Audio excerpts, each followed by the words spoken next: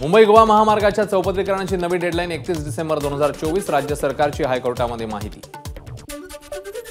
मराठ्यांचं सर्वेक्षण करून काय करणार? मराठा समाज मागास ठरला तरी आरक्षण देणार कुठून? माजी खासदार हरिभाऊ राठोड यांचा सवाल.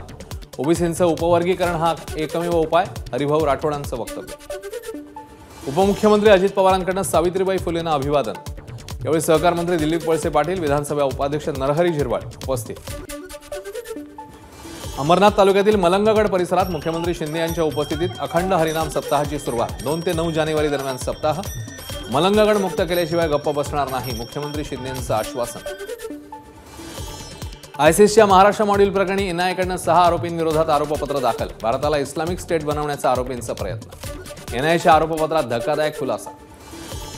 ट्रक चालकांच्या संपामुळे नवी मुंबईच्या एपीएमसी मार्केटमधली भाजीपाल्याची आवक घटली. आवक घटल्यानं 25 ते 30% दरवाढ. मुंबईत पहाटेपासूनच पेट्रोल पंपावर इंधन भरण्यासाठी गर्दी. संप मागे मात्र मुंबईकरांचे पेट्रोल डिझेलसाठी रांगा. इंधन साठा संपल्यानं काही ठिकाणी पेट्रोल पंप बंद. पेट्रोल डिझेलचे टँकर पंपावर न आल्यानं वसई विरार नालासोपाऱ्यातल्या काही पंपांवर इंधनाचा तुटवडा. पेट्रोल डिझेलचा साठा असलेल्या पंपांवर वाहनधारकांची मोठी गर्दी. बेस्टला मुंबई महापालिकेकडून पुन्हा एकदा 500 कोटींची मदत. महापालिकेने बेस्टला आतापर्यंत केलेल्या मदतीचा आकडा 8000 कोटींवर. ललित कला अकादमीचं प्रादेशिक केंद्र उभारण्यासाठी सरकारला अनेक पत्र पाठवली, पण तत्कालीन मुख्यमंत्री उद्धव ठाकरेंनी कोणताही प्रतिसाद दिला नाही. कला इतिहासकार सुहास बहुळकरांची टीका. मुंबईकरांना पुन्हा एकदा पूलबंदीचा सामना करावा लागणार. सायन धारावी कनेक्टर पूल लवकरच पाडणार. 4 जानेवारीनंतर पूल पाडण्याला बीएमसीची परवानगी. ठाणे जिल्ह्यातल्या 431 ग्रामपंचायतींमध्ये स्वच्छता अभियान. केंद्रीय मंत्री कपिल पाटील यांच्या हस्ते अभियानाचा शुभारंभ. प्रकल्पांची त्रैमासिक प्रगती अहवाल महारेराच्या संकेतस्थळावर सादर न करणं पडणार महागात. चालढकल करणाऱ्या विकासकांवर महारेरा कठोर कारवाई करण्याच्या विचारात. भिवंडी महापालिकेत नवी मुंबई अँटी करप्शनची धाड. करमूल्यांकन विभाग प्रमुख आणि सहाय्यक आयुक्तांसह एका कर्मचाऱ्याला 1.5 लाखांची लाच घेताना रंगेहात अटक.